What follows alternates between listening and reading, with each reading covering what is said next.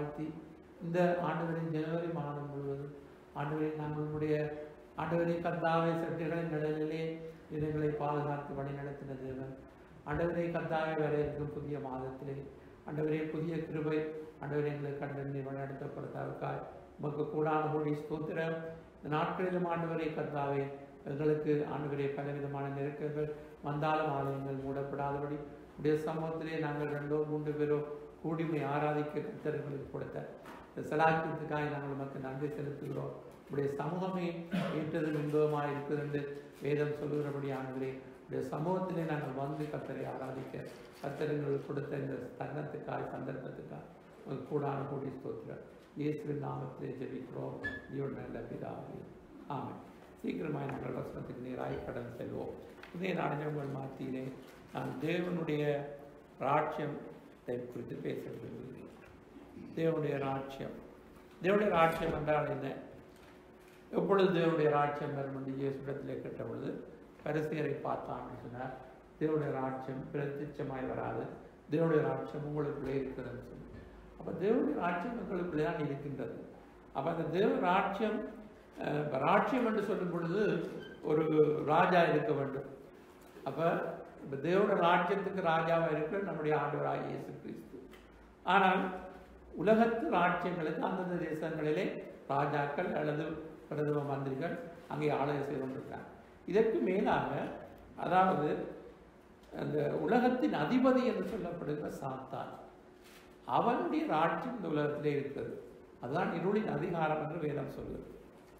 எனவே இந்த இருளின் அதிகாரத்திலிருந்து ஜனங்களை விடுதலையாக்கி அன்பின் குமாரனுடைய ராஜ்யத்துக்கு உட்படுத்தின பிதாவாகிய தேவனுக்கு ஸ்தோத்திரம் என்று வேதம் சொல்லுகிறபடி, அப்போ இந்த இருளின் ராஜ்யத்துக்குள்ளே இருந்து தேவன் ஜனங்களை பிரித்தெடுப்பதற்காகத்தான் இயேசு இந்த உலகத்திலே வந்து அவர் ஜனங்களை விடுதலையாக்கி தம்முடைய ராஜ்யத்துக்கு உட்படுத்துகிறார்.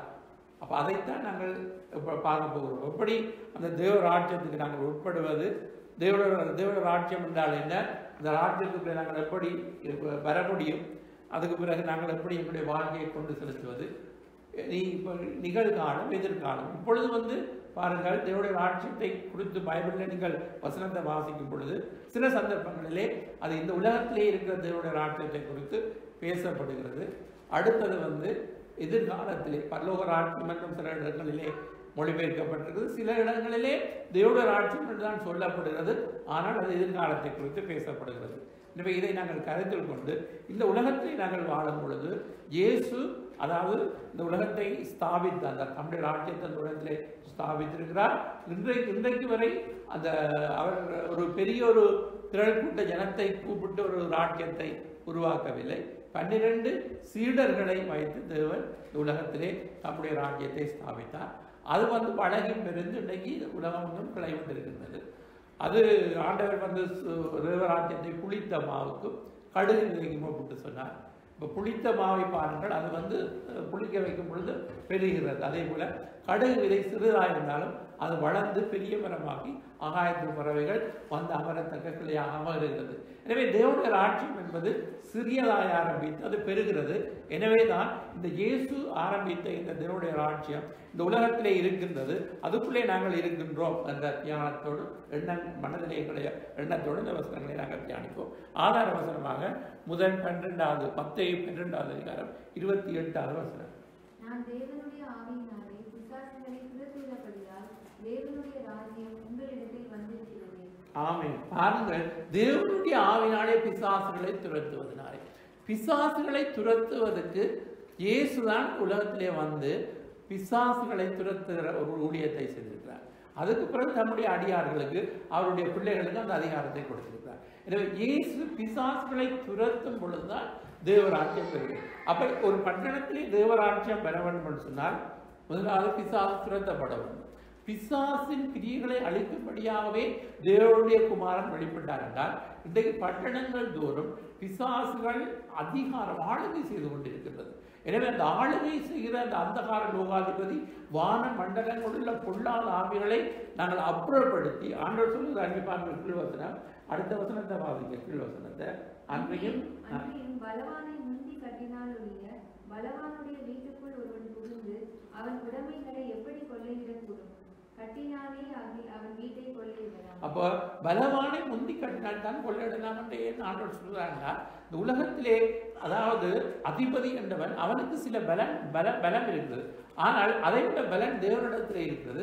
அதை தேவனுடைய பிள்ளைகளுக்கு கொடுத்திருக்கிறார். அப்ப நாங்கள் பரலோகத்திலே அதாவது உங்களுடைய ராஜ்யம் வருவதாக, உங்களுடைய சித்தம் செய்யப்படுவது போல பூலோகத்தில் செய்யப்படுவதாக என்று இயேசு ஜெபிக்க கற்றுக் கொடுத்தார்.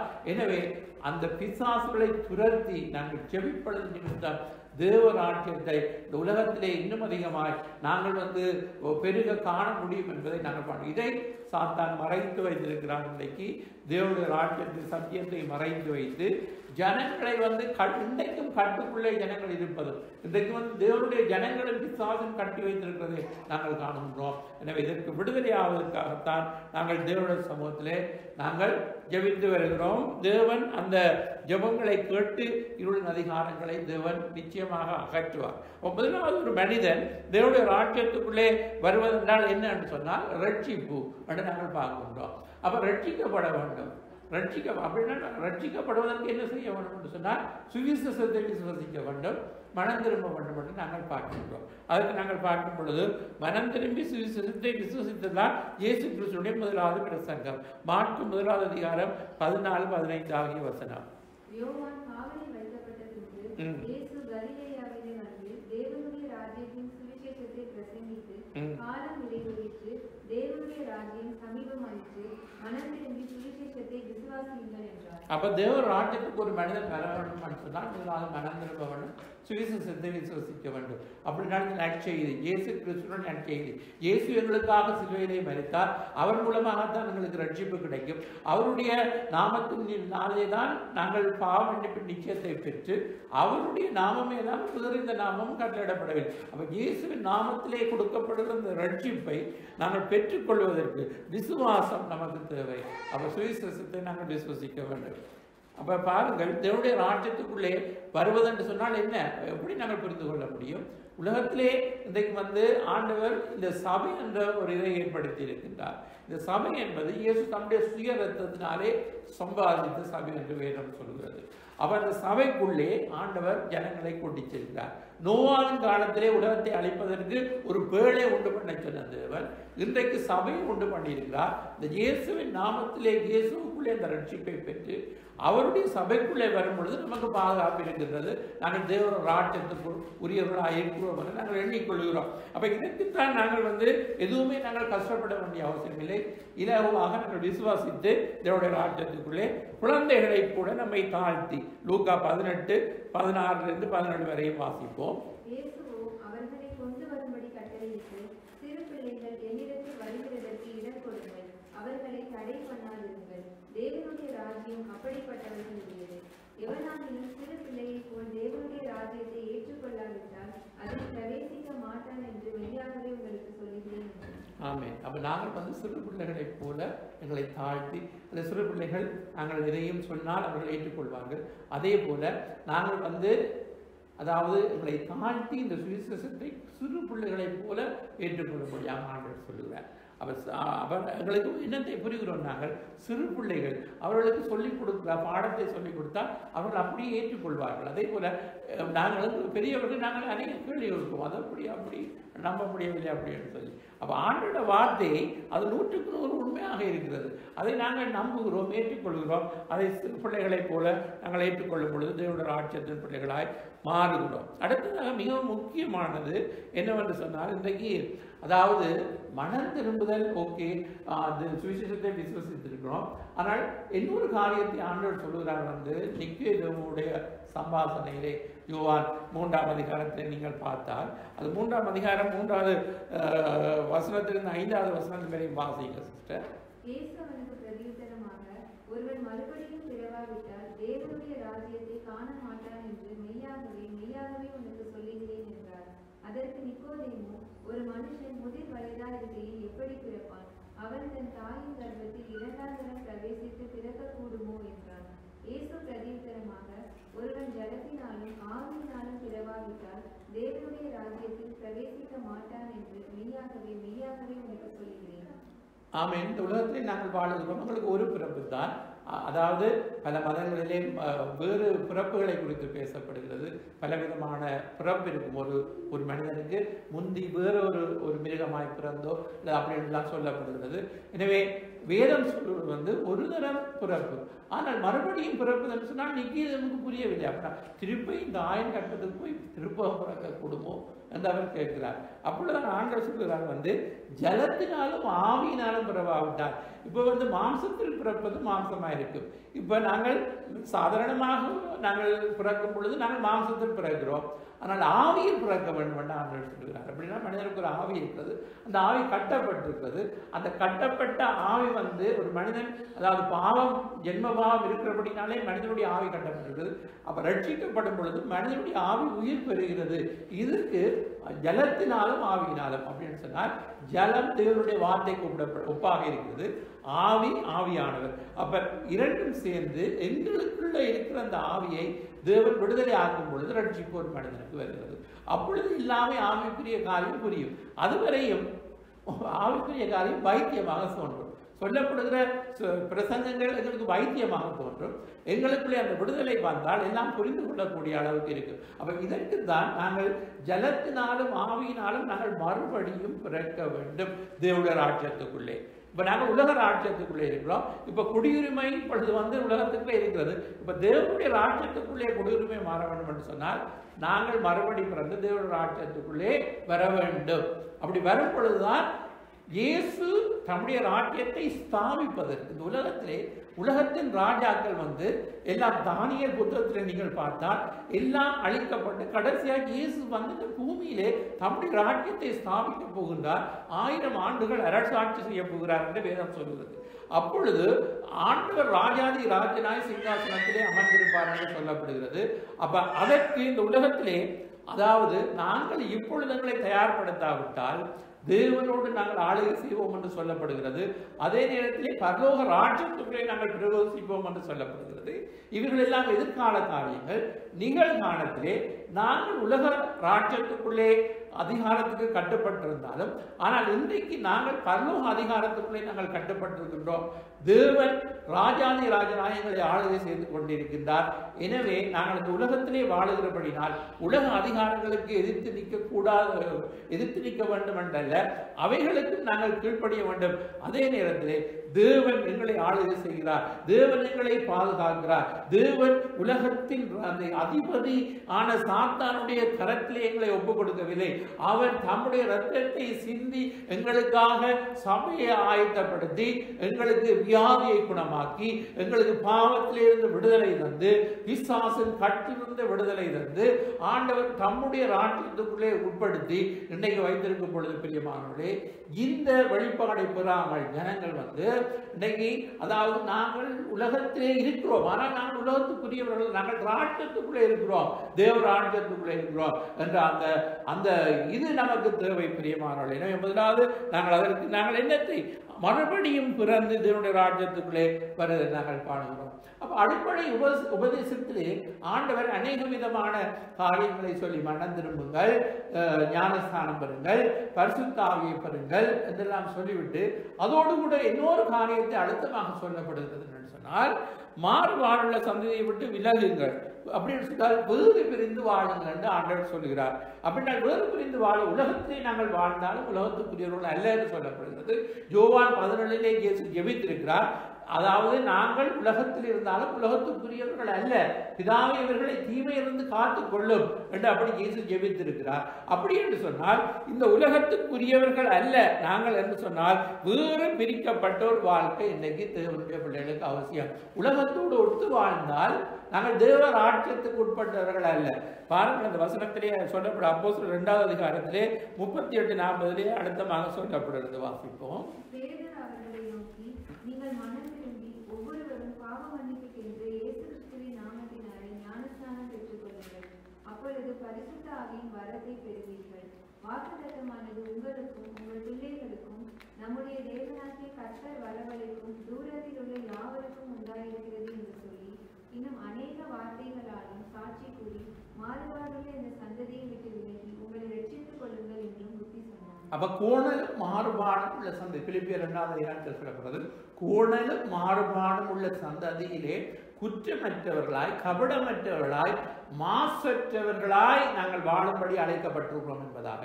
அப்ப எல்லாவற்றையும் முறுமுறுப்பு இல்லாமல் நாங்கள் செய்யும்படியாக. அப்ப என்னத்தை நாங்கள் பார்க்கிறோம்? உலகம் கோணலும் மாறுபாடுமாக இருக்கின்றது. இந்த உலக சிஸ்டங்கள் இன்றைக்கு அதாவது இன்றைக்கு அந்தி கிறிஸ்துவுக்காக எல்லாம் ஆயுதப்படுத்தப்பட்டு கொண்டிருக்கின்றது. அப்ப அந்த நேரத்திலே நாங்கள் எதுக்குமே நாங்கள் பயப்பட வேண்டிய அவசியம் இல்லை. தேவன் அதாவது அது எல்லாம் நடக்கத்தான் போகிறது, எல்லாம் நடக்கத்தான் போகிறது. ஆனால் அதை குறித்து நாங்கள் பயப்பட வேண்டிய அவசியம் இல்லை. நாங்கள் தேவ ராஜ்யத்துக்கு உட்பட்டிருக்கின்றோம். தேவன் எங்களை ஆளுகை செய்கிறார். எனவே இந்த உலக சிஸ்டங்களுக்கு ஆண்டவர் எங்களை விலக்கி கடைசியாக அந்திகிறிஸ்து வெளிப்பதற்கு முன்பதாக அவர் தம்முடைய பிள்ளைகளை அவர் சேர்த்துக் கொள்வதற்கு சீக்கிரம் வருகிறார். எனவே இவர்களெல்லாம் ஆயத்தப்படும். வருங்காலத்தில் நீங்கள் இன்னும் அதிகமாய் அந்த அந்திகிறிஸ்துவினுடைய காரியங்களுக்குரிய காரியங்களை இன்னும் அதிகமாய் நாங்கள் கேள்விப்படுவோம். ஆனால் இதை குறித்து நாங்கள் பயப்பட வேண்டிய அவசியம் இல்லை. தேவன் அவருடைய ராஜ்யத்துக்குள்ளே நாங்கள் இருக்கின்றோம். ஆனால் அவர் அதாவது ஆண்டவர் மாறுபாடு உள்ள சந்தையை விட்டு ஒன்றுக்கும் நாங்கள் உலக காரியங்களிலே அவர்களோடு ஒத்து நாங்கள் போவதற்கு அல்ல. எனவே தேவனுடைய வேறு பிரிக்கப்பட்ட அந்நிய நுகத்திலே அவிசுவாசங்களோடு பிணைக்கப்படாது. நீதிக்கும் அநீதிக்கும் இருளுக்கும் ஒளிக்கும் சம்பந்தம் ஏதென்றது கொரிந்தியரிலே சொல்லப்படுகிறது. அப்ப நாங்கள் இந்த உலக சிஸ்டங்களோடு நாங்கள் பிணைக்கப்படக்கூடாது. நாங்கள் தேவனுடைய ராஜ்யத்துக்கு உட்பட்டவர், அவருடைய அதிகாரத்துக்கு உட்பட்டு தான் நாங்கள் இருப்போம் என்று நாங்கள் ஒரு வைராக்கியமாய் வாழ வேண்டியவர்களாய் இருக்கிறோம். இன்றைக்கு எப்படியும் வாழ்ந்து பரலோகம் போலாம் என்று அநேகர் கனவு கண்டு கொண்டிருக்கிறார்கள். அப்படி போக முடியாது. ஆண்டவர் சொல்கிறார் ராஜ்யத்துக்கு கொடுத்தால் அந்த அதிகாரம் ராஜாவாகிய தேவனுடைய கட்டுப்பாட்டுக்குள்ளே நாங்கள் இருக்க வேண்டும். உலக இது காரியத்துக்கு நாங்கள் இழுப்பட்டு போகக்கூடாது என்பதற்காக. எனவே மாறுபாடுள்ள சந்ததியை விட்டு விலகி ரட்சிப்பது மாத்திரமல்ல, மற்றது சாட்சி வாழ்க்கை. சாட்சி வாழ்க்கை என்றால் என்ன? பாருங்கள், இயேசுவுக்கு சாட்சியாய் வாழுவது. இப்ப ஒரு இரத்த சாட்சியாய் மரித்த ஒரு ஊழியக்காரருடைய மகள் சாட்சியிலே சொல்கிறார், கிறிஸ்துவுக்காக இரத்த சாட்சியாய் மரிப்பதை விட இரத்த சாட்சியாய் வாழுவது அது கஷ்டம். மரிப்பது ஒரு வழி இலவா இருக்கலாம். ஆனால் வாழுவது, சாட்சியாய் வாழ்வது கடினம். ஆனால் கடினமான காரியத்தையும் எங்களுக்கு எங்களுடைய பலத்தினாலே நாங்கள் வாழ முடியாது. மாறாக இயேசு எங்களுக்கு தம்முடைய பரிசுத்தாவியை தந்திருக்கும் பொழுது எங்களுக்கு ஒரு புது பலன் அடைகிறோம். நாங்கள் ஒரு பலன் வருகிறது.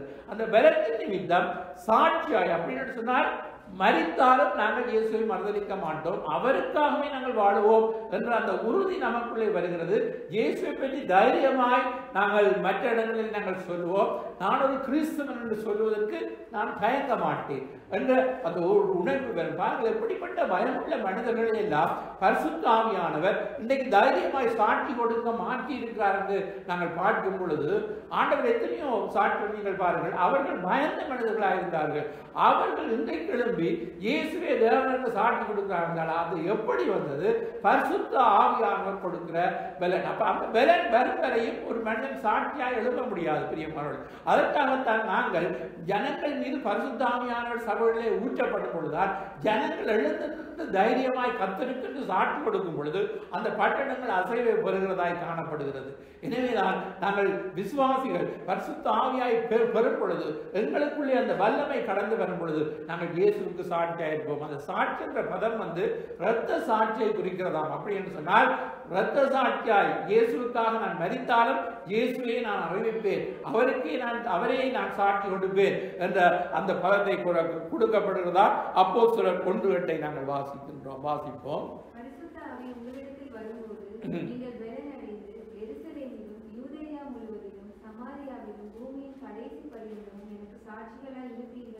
அப்ப பரிசுத்த ஆவி வரும் பொழுது எருசலேம், யூதேயா, சமாரியா. அப்ப எருசலேமே ஆரம்பித்த இந்த இது தேவனுடைய ராஜ்யம் யூதேயா, சமாரியா, இன்றைக்கு பூமியின் கடைசி பரியந்தம் எத்தனையோ அப்போஸ்தலர்கள் இந்தியாவிலே தூமா வந்து மரித்திருக்கிறார் இரத்த சாட்சியா.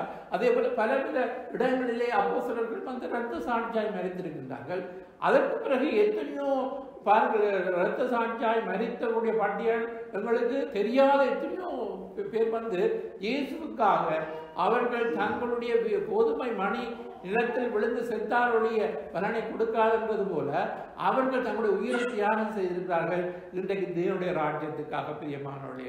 எனவே இந்த உலகத்திலே வந்து அதாவது உலகம் எங்கும் இந்த தேவனுடைய ராஜ்யம் ஸ்தாபிக்கப்படுவதற்கு ஆண்டவர் பரிசுத்த ஆவியானவர் தான் கிரியை செய்யும். பலத்தினாலும் அல்ல, கிரமத்தினாலும் அல்ல, என்னுடைய ஆவினாலே எல்லாம் ஆகும் என்று சொல்லியிருக்கிறார். நடுகிறவனாலும் அல்ல, நீர்ப்பாய்ச்சுகிறவனாலும் அல்ல, வெளியே செய்கிற தேவனாலே எல்லாம் ஆகும் என்று சொல்லப்பட்டிருக்கின்றது. எனவே தேவன் நமக்கு பரிசுத்த ஆவியை தரும்படியாய் நாங்கள் அவரிடத்திலே மன்றாடுவோம். ஜனங்கள் மீது பரிசுத்த ஆவியானவர் ஊற்றப்படும்படியாய் நாங்கள் மன்றாடுவோம். கர்த்தர் எழுப்புதலை கொண்டு வருகிற நாட்களுக்குள்ளே நாங்கள் இருக்கிறோம் என்பதை மறந்துவிடக்கூடாது. அடுத்ததாக உலக ராஜ்யத்துக்குள்ளே பாருங்கள். இப்ப நாங்கள் தேவனுடைய ராஜ்யத்துக்குள்ளே நீதி, சமாதானம், சந்தோஷம் என்று நாங்கள் ரோமர் 14:14 வாசிக்கின்றோம். ஆனால் இதற்கு எதிரானதான் உலகத்திலே இருக்கிறது. தேவ ராஜ்யத்துக்குள்ளே நீதி என்றால் உலக ராஜ்யத்துக்குள்ளே அநீதி காணப்படுகிறது. எங்களுக்குள்ளே சமாதானம் என்று சொன்னால் அவர்களுக்குள்ளே கலக்கம் காணப்படுகிறது, சமாதானமின்மை, பிரிவினைகள் காணப்படுகிறது.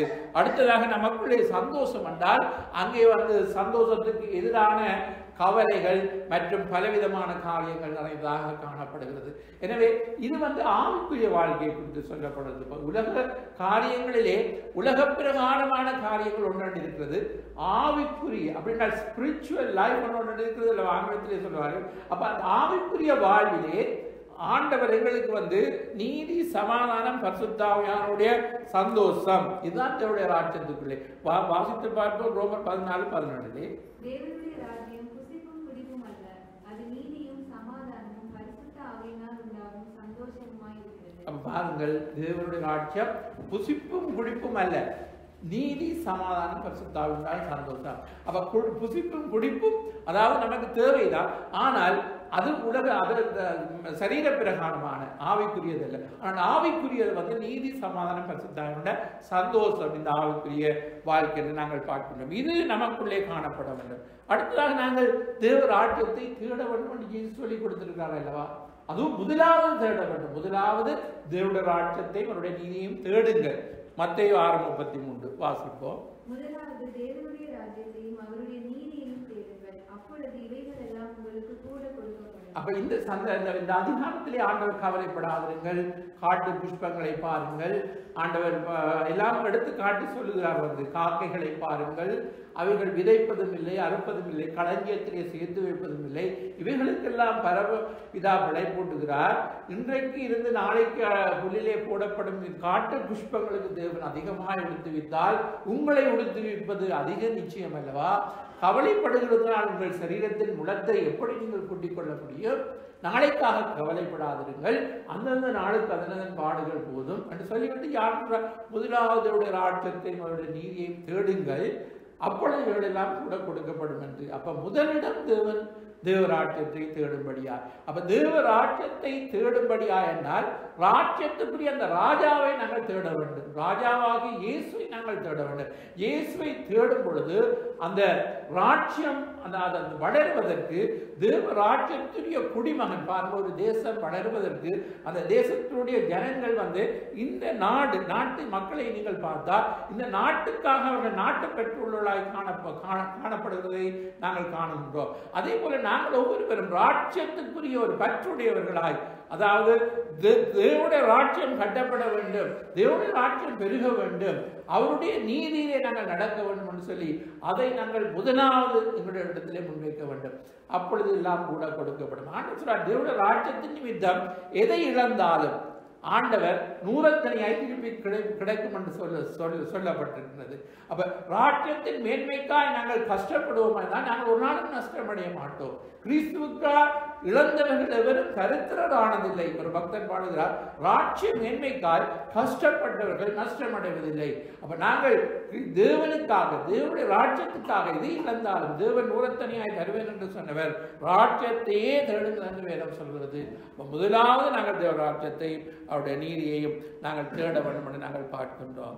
அடுத்ததாக ஆண்டவர் சொல்கிறார் வந்து இன்னொரு கருத்தை இதோடு இணைத்து, பலவந்தம் பண்ணப்படுகிறது, பலவந்தம் பண்ணுகிறவர்கள் அதை பிடித்துக் கொள்கிறார்கள் என்று மத்தேயு 11 வாசிக்கின்றோம். 11:12 ஸ்திரீகளிடத்தில் பிறந்தவர்களே, யோவான் ஸ்நானனை பார்க்கிலும் பெரியவர் ஒருவனும் எழுந்தினதில்லை. ஆகிலும் பரலோக ராஜ்யத்தில் சிறியவனாய் இருக்கிறவன் அவனிடம் பெரியவனாய் அப்ப யோவான் ஸ்நானகன் இயேசுவுக்கு முன்பாக முன்னோடியாக வந்தவர். அவர் ஸ்திரீகளிலே பிறந்தவனிடத்தில் அவரை கூட பெரியவன் இல்லை என்று சொல்லிவிட்டு இயேசு சொல்லுகிறார். ஆனாலும் தேவனுடைய ராஜ்யத்துக்குள்ளே இருக்கிறவர் அந்த வசனத்தில் என்ன சொல்லப்படுகிறது வாசியுங்கள் திருப்பம். அவனிலும் பெரியவனாய் இருப்பான். அப்ப பாருங்கள், அப்ப யோவான் ஸ்நானகனிலும் பெரியவர் இயேசு. அந்த இயேசுவின் பிள்ளைகளாகிய நாங்கள் அவனிலும் பெரியவனாக இருக்கிறோம் என்று ஆண்டவர் சொல்வதை நாங்கள் காணுகின்றோம். அப்படின்னா தேவனுடைய ராஜ்யத்துக்குள்ளே பலவந்தம் பண்ணப்படுதல். இப்ப பாருங்கள், பலவந்தம் பண்ணப்பட்ட விசுவாச பட்டியலை நீங்கள் பார்த்தால் எபிரேயர் 11 அதாவது எப்படி தேவராஜ்யத்துக்காக பலவந்தம் பண்ணி அதை பிடித்துக் கொண்டார்கள் விசுவாச வீரர்கள் என்று சொல்லப்படுகிறது. அப்ப நாங்கள் எத்தனையோ, அதாவது தேவனுடைய ராஜ்யத்துக்காக நாங்கள் ஒரு எஸ்தரை போல பலவிதமான எடுத்துக்காட்டு வேதத்தில் இருக்கின்றது பிரியமானவர்களே. இவைகளை நாங்கள் முன்னோடியாக வைத்து நாங்கள் பலவந்தம் பண்ணிட்டு பரலோக ராஜ்யத்தை நாங்கள் படித்துக் கொள்ள வேண்டும் என்று ஆண்டவர் சொல்கிறார். அப்ப யார் யாரெல்லாம் ஃபோர்ஸ் பண்ணி நாங்கள் பரலோக ராஜ்யத்தை பலவந்தம் பண்ணப்படுகிறது. இப்ப நாங்கள் யாரையும் அதாவது பலவந்தமாய் பரலோக ராஜ்யத்துக்கு இழுக்க வேண்டும் என்று மாறாக சொல்ல அந்தந்த மனிதன், இப்ப நான் நீங்கள் ஒவ்வொருவரும் எங்களுக்குள்ளே பலவந்தமாய் நாங்கள் தேவ ராஜ்யத்துக்குள்ளே நாங்கள் பிடித்துக் கொண்டு நாங்கள் இருக்க வேண்டும். அதற்காக நாங்கள் பிரயாசப்படுவதை குறித்து சொல்லப்படுகிறது. அப்ப இந்த குறிப்புகளை நீங்கள் பார்க்கும் பொழுது இவைகள் இந்த உலகத்திலே இருக்கிறதுக்குரிய காரியமாக இருக்கின்றது. இவைகளெல்லாம் சீக்கிரமாய் கடந்து போய் தேவ ராஜ்யத்தை சாய்ப்பதற்கு ஆண்டவராகிய இயேசு சீக்கிரம் மத்தியாகத்திலே வரப்போகின்றார். எனவே அதற்காகத்தான் இந்த உலகத்திலே நாங்கள் இன்றைக்கு பிரயாசப்பட்டு கொண்டிருக்கின்றோம். எனவே இந்த ராஜ்யத்துக்குள்ளே இருக்கிற நாங்கள் சரியான முறையிலே ஆண்டவரை பின்பற்றி இந்த ராஜ்யத்தின் சட்டத்திட்டங்களுக்கு நீதி சட்டங்களுக்கு கீழ்ப்படிந்து நாங்கள் வலதுபுறம் சாயாமல் கர்த்தருடைய சித்தத்தை செய்வோமாக இருந்தால் பரலோக ராஜ்யத்துக்குள்ளே நாங்கள் பிரவேசிப்போம். இயேசு மத்தேயு 17ஆம் அதிகாரத்திலே சொல்லியிருக்கிறார், பரலோகத்தின் பிதாவின் சித்தம் செய்கிறவனே அல்லாமல் வேறு எவனும் பரலோகத்திலே வரமாட்டான். என்னை நோக்கி கர்த்தாவே கர்த்தாவே என்று சொல்லுகிறவர் அதில் பிரவேசிப்பதில்லை. ஆண்டவர் அந்நாளில் அநேகர் உம் நாமத்தினாலே பிசாசுகளை துரத்தினோம் அப்படியெல்லாம் பேசுவார்கள். அப்பொழுது ஆண்டவர் சொல்லுவார், அக்கிரம செய்திக்காரரே என்னை விட்டு அகன்று போங்கள் என்று சொல்லி. அப்ப பிதாவின் சித்தம் செய்யாமல் நாங்கள் ராஜ்யத்துக்குள்ளே இருந்தாலும் ஊழியம் செய்தாலும் பரலோகத்துக்குள்ளே நாங்கள் பிரவேசிக்க முடியாது. அப்ப இயேசு நமக்கு ஒரு ஒளிமயமான எதிர்காலத்தை பரலோகத்திலே வைத்திருக்கிறார். எனவே அதற்காக இயேசு சீக்கிரம் வரப்போகின்றார். அதை குறித்து வேதம் என்ன சொல்லுகிறது என்பதை கொரிந்தியரிலே நாங்கள் 2 வசனத்தை வாசித்து நாங்கள் முடிக்கப் போகிறோம். 1 கொரிந்தியர் 15ஆம் அதிகாரம் 21 - 26 வரை முதல் வாசிப்போம்.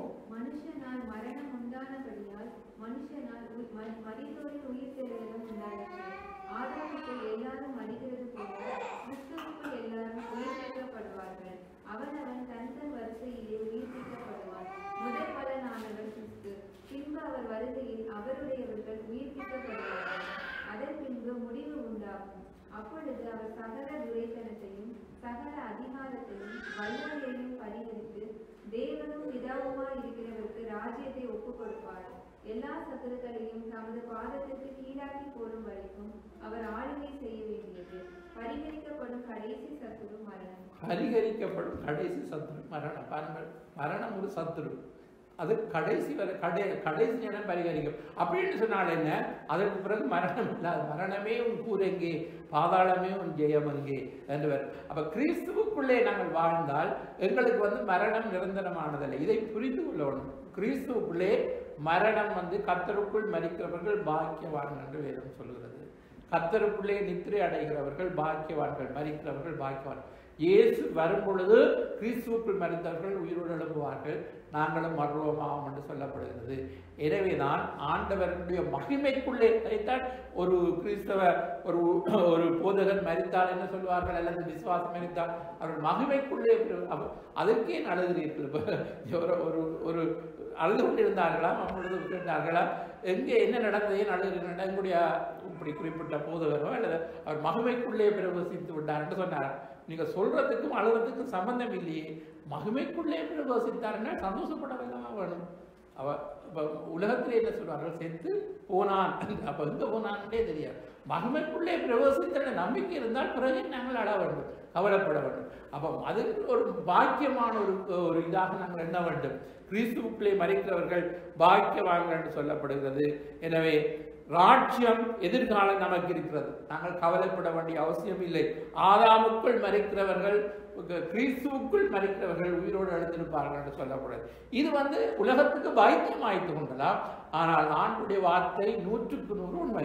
ஆண்டவர் எதையுமே சும்மா சொல்லி வைக்கவில்லை. அவருடைய வார்த்தை இன்று வரை நிறைவேறுகிறது, இனியும் நிறைவேறும். அதாவது இனிவரும் காலத்திலே நடக்க போகிற சம்பவங்களும் நிச்சயமாக இதுவரை நிறைவேறுவது போல இயேசு சீக்கிரம் வருவார். ஆண்டவர் ஜனங்களை மறுரூபப்படுத்துவார். ஆண்டவரோடு எடுத்துக்கொள்ளப்படுகிறவர்கள் எடுத்துக்கொள்ளப்படுவார்கள், அநேகர் கைவிடப்படுவார்கள். அதற்கு பிறகு போதகர் சொன்னாரே இதெல்லாம் நடந்து விட்டது, அநேகர் இந்த உலகத்திலே அதற்கு பிறகு புலம்புவார்கள் என்று வேதம் சொல்லுகிறது. எனவே நாங்கள் இயேசுடைய ரகசிய வருகையிலே எடுத்துக்கொள்ளப்படுவதற்கு எங்களை தயார்படுத்திக் கொள்வோம். வேதம் சொல்லுகிறது, அதே அதிகாரத்திலே 50-52 வாசிக்கும் பொழுது, சகோதரரே, நான் சொல்லுகிறது என்னவெனில், மாம்சமும் இரத்தமும் தேவனுடைய ராஜ்யத்தை சுதந்திரிக்க மாட்டார்கள், அழிவுள்ளது அழியாமையை சுதந்திரிப்பதும் இல்லை. இதோ ஒரு ரகசியத்தை உங்களுக்கு அறிவிக்கிறேன், நாம் எல்லாரும் நித்திரை அடைவதில்லை. ஆகிலும் கடைசி எக்காலம் தொனிக்கும் போது ஒரு நிமிஷத்திலே, ஒரு இமை பொழுதிலே நாம் எல்லாரும் மறுரூபமாக்கப்படுவோம். எக்காலம் தொனிக்கும், அப்பொழுது மரித்தோர் அழிவில்லாதவர்களால் எழுந்திருப்பார்கள், நாமும் மறுரூபமாக்கப்படுவோம். இமைப்பொழுதிலே நடக்கும். இமைப்பொழுது கண்ணை மூடி முழிக்கிறதுக்கிடையில நடந்து முடிந்துவிடும். இயேசு சீக்கிரம் ஒரு இமைப்பொழுதிலே நாங்கள் மாம்சமும் ரத்தமும் பரலோக ராஜ்யத்தில், அப்படின்னாலும் இந்த சரீரத்தோடு நாங்கள் பரலோகம் போக முடியாது. மறுரூபம், இமைப்பொழுதிலே ஒரு மறுரூபமாகப்படுவோம். கிறிஸ்துவுக்குள் மரித்தவர்கள் விழுந்திருப்பார்கள் என்று வேதம் சொல்லுகிறது. அப்ப அந்த உலகத்திலே ஒரு பெரிய ஒரு கொடியதான ஒரு இது உலகம் பரபரப்பான செய்தி வரும். ஏனென்றால் அநேகர் எடுத்துக்கொள்ளப்படும் பொழுது அநேக ஆக்சிடென்ட்கள் நடக்கும், பலவிதமான இதுகள் நடக்கும். அப்ப அந்த நேரம் இந்த உலகத்திலே அதுக்கு பிறகுதான் யோசிப்பார்கள், இந்த உலகத்திலே கைவிடப்பட்டவர்கள் இயேசு வந்து விட்டார், கிறிஸ்தவர்கள் போய்விட்டார்கள் என்று சொல்லி செய்தியை கேட்டவர்களுக்கு தெரியும். ஆனால் சில பேர் அந்த கிறிஸ்துவின் அதிகாரத்துக்கு உட்பட்டு அவர்கள் அதுதான் சரி, எப்படி ஹிட்லர் காலத்திலே டொச்காரங்கள் எல்லாம் சேர்ந்து ஜூதர்களை கொண்டு குவித்தது போல அவர்கள் அவனுடைய சேர்ந்து நிற்பார்கள் ஜனங்கள் எல்லாரும். எனவேதான் இன்றைக்கு நாங்கள் இவைகளெல்லாம் இப்பொழுது அறிந்தவர்களாக ஆண்டவருடைய வரைக்கு எங்களை ஆயத்தப்படுத்துவதற்கு முதலாவது தேவனுடைய ராஜ்யத்துக்குள்ளே நாங்கள் வந்துவிட வேண்டும். தேவனுடைய ராஜ்யத்துக்குள்ளே இருந்தால் சரியான முறையில் எங்களுடைய வாழ்க்கையை நாங்கள் நடத்த வேண்டும், பிதாவின் சித்தம் செய்ய முயற்சிக்க வேண்டும். ஏனோ தானோன்னு நாங்கள் வாழ்ந்து போக முடியாது. அவர் இயேசு பிசாசின் கிரியைகளை அழிக்கப்படுதான் இந்த உலகத்திலே வந்தார். இப்ப நாங்களும் அப்படித்தான். இயேசு பிசாசை துரத்துவர் மாத்திரமல்ல, ஜனங்களுடைய கட்டுக்கள், பாவக்கட்டுக்கள் எல்லாவற்றிலிருந்து அவர்களை விடுதலையாக்கி அவர்களுக்கு ஒரு பெரிய ஒரு ஆண்டவர் மாற்றத்தை உண்டு பண்ணினார். எனவே இந்த நாட்களிலே கட்டப்பட்ட ஒவ்வொரு ஜனங்களும் விடுதலையாக்கப்பட வேண்டும் என்று சொன்னார். பிசாசின் கிரியைகளை அழிக்கப்பட வேண்டும். எனவே ஒரு வைராக்கியம் உள்ள விசுவாசிகள் எழுப்ப வேண்டும். தேவனுடைய பட்டணங்களிலே இருந்து பட்டணத்தின் பலவானை கட்டி பட்டணத்திலே சபைகளை ஸ்தாபிப்பதற்கு நாங்கள் தீவிரம் கொள்வோம். கர்த்தர் நம்மை அழைத்த தேவன் உண்மை உள்ளவர். அவர் நிச்சயமாக அவருடைய வல்லமை இன்றும் குறைந்து போகவில்லை. ஆண்டவர் ஒரு இமைப்பொழுதிலே எல்லா காரியங்களையும் செய்கிற தேவன். அவராலே முடியாத காரியம் ஒன்றும் இல்லை. எனவே பிசாசு கிரிகள் அழிக்கத்தானா தேசங்களில் எழுப்புதல் உண்டாகும். இன்றைக்கு அதுதான் பிரச்சனை. அதாவது கட்டி ஜெபித்து ஜனங்களை விடுதலை ஆக்குவதற்கு கட்டவிழ்க்கிற ஊழியர்கள் கர்த்தர் எழுப்ப வேண்டும். அப்படிப்பட்ட ஊழியர்களை ஆண்டவர் நிச்சயமாக எழுப்பி இந்த உலகத்திலே ஒரு மீட்பை ஆண்டவர் கொண்டு வருவார். என் ஆண்டவர் இடத்திலே சொல்லுகிறார், கனி கொடுக்காமல் இருந்தால் அது பிடுங்கப்பட்டு வேறு கனி கொடுக்கிறவர்களுக்கு கொடுக்கப்படும் அப்படின்னு சொன்னார். இஸ்ரவேல் ஜூதர்களுக்கு கொடுக்கப்பட்ட சந்தர்ப்பம் அவர்களுக்கு இருந்து பிரஜாதிகளுக்கு கொடுக்கப்பட்டது போல இன்றைக்கு கனி கொடுக்காமல் இருக்கிறவருடைய காரியத்தை ஆண்டவர் யாரெல்லாம் கனி கொடுக்க ஆயத்தமாக இருக்கிறார்களோ அவர்களை கொண்டு கர்த்தர் தம்முடைய ராஜ்யத்தை அவர் செய்வது அவருக்கு லேசான காரியம். எனவே நானும் நீங்களும் இன்றைக்கு ஆண்டவரே நாங்கள் இருக்கிறோம், எங்களை அனுப்பும் என்று எங்களை ஒப்புக் கொடுப்போமாக இருந்தால் எங்களை கொண்டு ஆண்டவர் பெரிய காரியங்களை செய்வார். எழுந்து நின்று நாங்கள் ஜெபம் பண்ணுவோம். கர்த்தர் பெரிய காரியங்களை செய்யும்படியாக. தேவனாலே கூடாத காரியம் ஒன்றும் இல்லை. எனவே இந்த நாட்களிலே இயேசுடைய ராஜ்யம் வருவதாக, உடைய சித்தம் பரலோகத்திலே செய்யப்படுவது போல பூலோகத்திலும் செய்யப்படுவதாக என்று சொல்லியிருக்கிறார். எனவே ராஜ்யமும் வல்லமையும் மாட்சிமையும் என்றென்றைக்கும் உம்முடையவைகளே என்று சொல்லி ஜெபிக்க கற்றுக் கொடுத்தார். அந்த பரலோக ஜெபத்திலே அநேக ஆழமான சத்தியங்களை கர்த்தர் வைத்திருக்கிறார். இவைகளை நாங்கள் வைத்து தேவ சமூகத்திலே மன்றாடி நாங்கள் தீமையிலிருந்து எங்களை காத்துக்கொள்ளும் என்று சொல்லி நாங்கள் ஆண்டவரிடத்திலே ஜெபிக்கும் பொழுது கர்த்தர் பெரிய காரியங்களை செய்ய அவர் வல்லமுள்ள தேவனாக இருக்கின்றார். இன்னும் தேவனுடைய ராஜ்யத்துக்குள்ளே பிரவேசிக்காமல் எத்தனையோ ஜனங்கள் பல பட்டணங்களிலே என்னுடைய குடும்பங்களிலே இருந்தால் அவர்கள் மனம் திரும்பி காலம் நிறைவேறிற்று, தேவனுடைய ராஜ்யம் சமீபமாயிற்று, மனம் திரும்பி சுவிசேஷத்தை விசுவாசியுங்கள் என்ற செய்தியை கேட்டு தேவராட்சியத்துக்குள்ளே மறுபடி பிறக்க கர்த்தர் கிருபை செய்ய வேண்டும் என்று நாங்கள் ஜெபம் பண்ணுவோம். ஹல்லேலூயா. நன்றி ஆண்டவரே, நன்றியோடு துதிக்கிறோம் ஆண்டவரே. சர்வ வல்லமுள்ள தேவனை உமக்கு நன்றி செலுத்துகிறோம். ஹல்லேலூயா. உமக்கு நன்றி. ஒருவராய் அதிசயங்களை செய்கிற தேவனே கர்த்தாவே உமக்கு நன்றி செலுத்துகிறோம். நீர் நல்லவர், நீர் வல்லவர், நீர் போதுமானவர், அற்புதரே, அதிசயமானவரே. உம்மை நன்றியோடு ஸ்தோத்திரிக்கிறோம் ஆண்டவரே. நீர் ஆண்டவர் ஆளுகை செய்கிற தேவனாய் இருக்கிறீர் ஆண்டவரே. ராஜாதி ராஜனாய் அரசாளும் தெய்வமே, உம்மை போல தெய்வம் இல்லை, உம்மை போல கர்த்தர் இல்லை. ராட்சியம், வல்லமை, மாட்சிமை என்றென்றைக்கு உம்முடையவைகளே என்று சொல்லுகிறோம் ஆண்டவரே. ஹல்லேலூயா. உமக்கு நன்றி. Thank you Jesus. ஹல்லேலூயா. நன்றியோடு நாங்கள் உம்மை ஸ்தோத்திரிக்கிறோம், ஸ்தோத்திரிக்கிறோம், ஸ்தோத்திரிக்கிறோம், ஸ்தோத்திரிக்கிறோம். ஹல்லேலூயா, ஹல்லேலூயா. நன்றி ஆண்டவரே. ஹல்லேலூயா. நன்றி ஆண்டவரே, உம்மை நன்றியோடு துதிக்கிறோம் ஆண்டவரே. ஹல்லேலூயா, ஹல்லேலூயா. இயேசு ராஜாவே உமக்கு நன்றி ராஜா. ஆண்டவரே, நீர் நல்லவரும் நீர் சர்வ வல்லமுள்ள தேவனுமாய் இருக்கிறபடினால் உமக்கு கூடான கோடி ஸ்தோத்திரம். இந்த மாலை வேளையிலும் ஆண்டவரே கர்த்தாவே, ஆண்டவரே கர்த்தாவே, முதலாவது ராட்சத்தை மறுடைய நீதியையும் தேடவும் ஆண்டவரே கர்த்தாவே, ஆண்டவரே உம்முடைய பரிசுத்த ஆவியாருடைய வல்லமையை பெற்று உமக்கு சாட்சியாய் வாழவும் ஆண்டவரே கர்த்தாவே. இந்த நாட்களிலே கர்த்தாவே பிசாசின் கிரியைகளை அழித்து ஆண்டவரே நாங்கள் ஜெபங்களை ஏறெடுக்கும் பொழுது சத்துருவானவன் கர்த்தாவே ஆண்டவரே இந்த கட்டுக்களை விலக்குவோம் ஆண்டவரே. சுவாமி உடைய ராஜ்யம் ஆண்டவரே தேசங்களிலே பட்டணங்களிலே ஸ்தாபிக்கப்படும் ஆண்டவரே. கர்த்தர் கிருபை செய்யும்படியாக ஜெபிக்கிறோம் ஆண்டவரே. எங்களை ஒரு வைராக்கியமான ஆண்டவரே கருவிகளாக நீர் ஒவ்வொருவரையும் பயன்படுத்த வேண்டும் என்று நாங்கள் ஜெபிக்கிறோம். வாழ்ந்தால் ஒரு வாழ்க்கை இயேசுவுக்காய் ஆண்டவரே உண்மையாய் வாழுவோம் என்று வாழ கர்த்தர் கிருபை செய்யும். அதை செய்யப்படுறதுக்காக நன்றி. இயேசுவின் நாமத்திலே பிதாவே, ஆமென். நன்றி செலுத்துவோம், துதிப்போம். ஹல்லேலூயா, ஹல்லேலூயா. ஸ்தோத்திரம் ஆண்டவரே, நன்றி செலுத்துகிறோம். ஹல்லேலூயா. வலைகள் கிழியத்தக்க, படகுகள் அமளத்தக்க, கூட்டாளிக்கு கொடுக்கத்தக்க மீன்கள் காண்போம். வலைகள் கிழியத்தக்க, படகுகள் அமளத்தக்க, கூட்டாளிக்கு கொடுக்கத்தக்க மீன்கள் காண்போம். ஒரு மனமாய் உற்சாகமாய் வலைகள் வீசுவோம், ஊரெங்கும் நாடெங்கும் நற்செய்தி சொல்லுவோம்.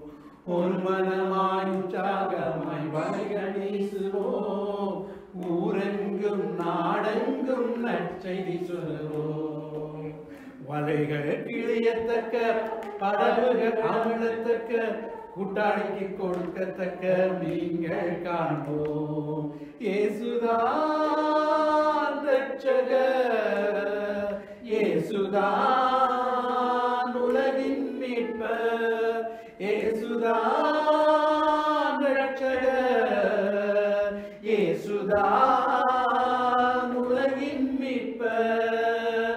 நம் தேசம் அறியணுமே, நாவுகள் சொல்லணுமே, நம் தேசம் அறியணுமே, நாவுகள் சொல்லணுமே, இயேசுதான் ரட்சகர் என்று, இயேசுதான் ரட்சகர் என்று. ஒரு மனமாய் உற்சாகமாய் வலைகள் வீசுவோம், ஊரெங்கும் நாடெங்கும் நற்செய்தி சொல்லுவோம். ஒரு மனமாய் உற்சாகமாய் வலைகள் வீசுவோம், ஊரெங்கும் நாடெங்கும் நற்செய்தி சொல்லுவோம். ஆழ கடலிலே அதிகமாய் மீன் பிடிப்போம், ஆழ கடலிலே அதிகமாய் மீன் பிடிப்போம். வலைகள் கிழியத்தக்க, படகுகள் அமளத்தக்க, கூட்டாளி கொடுக்கத்தக்க மீன்கள் காண்போம். தேவான் செய்தார் அற்புதங்கள், வல்லமையாய் நிறைந்தவராய். தேவான் செய்தார் அற்புதங்கள், வல்லமையாய் நிறைந்தவராய். நிழற்பட்டால் அதிசயம், ஆடை தொட்டால் உடல் சுகம். நிழற்பட்டால் அதிசயம், ஆடை தொட்டால் உடல் சுகம் அன்றாடம் நடந்திடுமே, அன்றாடம் நடந்திடுமே. ஒரு மனமாய் உற்சாகமாய் வலைகள் வீசுவோ, ஊரெங்கும் நாடெங்கும் நற்செய்தி சொல்லுவோ. ஒரு மனமாய் உற்சாகமாய் வலைகள் வீசுவோ, ஊரெங்கும் நாடெங்கும் நற்செய்தி சொல்லுவோ. ஆழ கடலிலே அதிகமாய் மீன் பிடிப்போம், ஆழ கடலிலே அதிகமாய் மீன் பிடிப்போம். வலைகள் கிழியத்தக்க, படவுகள் அமிழத்தக்க, கூட்டாளிக்கு கொடுக்கத்தக்க மீன்கள் காண்போம். வலைகள் கிழியத்தக்க, படவுகள் அமிழத்தக்க, கூட்டாளிக்கு கொடுக்கத்தக்க மீன்கள் காண்போம். துதித்து நாங்கள் ஜெபத்தை செய்வோம். அல்லேலூயா. ஸ்தோத்திரம் பண்ணுகிறோம். பரிசுத்தம் நல்ல பிதாவே, நன்றி செலுத்துகிறோம். நன்றியோடு துதிக்கிறோம். முதலாவது தேவனுடைய ராஜ்யத்தையும் தன்னுடைய நீதியையும் தேடுங்கள், நீதி எல்லாம் உங்களுக்கு கூட கொடுக்கப்படும் என்று வசனம் சொல்லுகிறது. கர்த்தாவே, ஆண்டவரே, இந்த நாளும் ஆண்டவர் இந்த ஆராதனைக்கு வந்து கர்த்தரை ஆராய்த்த ஒவ்வொரு பிள்ளைகளை பலப்படுத்தி ஆசீர்வதிங்க கர்த்தாவே. உங்களுடைய ராஜ்யத்துக்கு அடுத்த காரியங்களை இன்னுமாக செயல்பட ஆண்டவரே கர்த்தாவே, ஒரு மரமாய் உற்சாகமாய் ஊழியங்கள் செய்து ஆண்டவருடைய வலையை வீசித்தக்க ஆத்துமாக்களை கொள்ளை பொருளாக கொள்ளத்தக்க நம்முடைய வருகைக்காக ஜனங்களை ஆயத்தப்படுத்த நாங்கள் ஆயத்தப்பட கிருபையின்படியாக ஜெபிக்கிறோம். உங்களுடைய கரத்தில் நாங்கள் ஒப்புக் கொடுக்கிறோம் ஆண்டவரே. அந்த சின்ன பிள்ளைகளை பெரியார்களை புறப்படுத்தி ஆசீர்வதிக்கணுமா ஜெபம் உங்களுடைய கரத்தில் நாங்கள் ஒப்புக் கொடுக்கிறோம் கர்த்தாவே. நீதாமே போக்கிலும் வருத்தலும் கூட இருந்து வழிநடத்தி ஆசீர்வதிங்க. எல்லா தடைகளை நீக்கி மறுமுறை ஆண்டவரே நடக்க இருக்கிற அந்த வாச கூட்டத்தை ஒப்புக் கொடுக்கிறோம். எல்லோரும் அதில் கலந்து கொள்ளும் கர்த்தரை ஆராதிக்க கிருபை நம்முடைய கரத்தில் ஒப்புக் கொடுக்கிறோம். வழி நடத்தி ஆசீர்வதிங்க. இயேசுவின் நாமத்தினால ஜெபிக்கிறோம் உங்கள் ஜீவனும் நல்ல பிதாவே. ஆமென். சொல்லுவோம் எல்லோரும். என் ஆத்துமாவே கர்த்தரை ஸ்தோத்திரி, என் உள்ளவர் பரிசுத்த நாமத்தை ஸ்தோத்திரி. என் ஆத்துமாவே கர்த்தரை ஸ்தோத்திரி, கர்த்தர் செய்த சகல உபகாரங்களும் மறவாதே. நம்முடைய கர்த்தராகிய இயேசு கிறிஸ்துவின் கிருபையும் பிதாவாகிய தேவனுடைய இடைவிடாத அன்பும் பரிசுத்த ஆவியின் ஐக்கியமும் நம்ம கூட இருப்பதாக. ஆமென். God bless you. கர்த்தர் உங்களை ஆசீர்வதிப்பார்.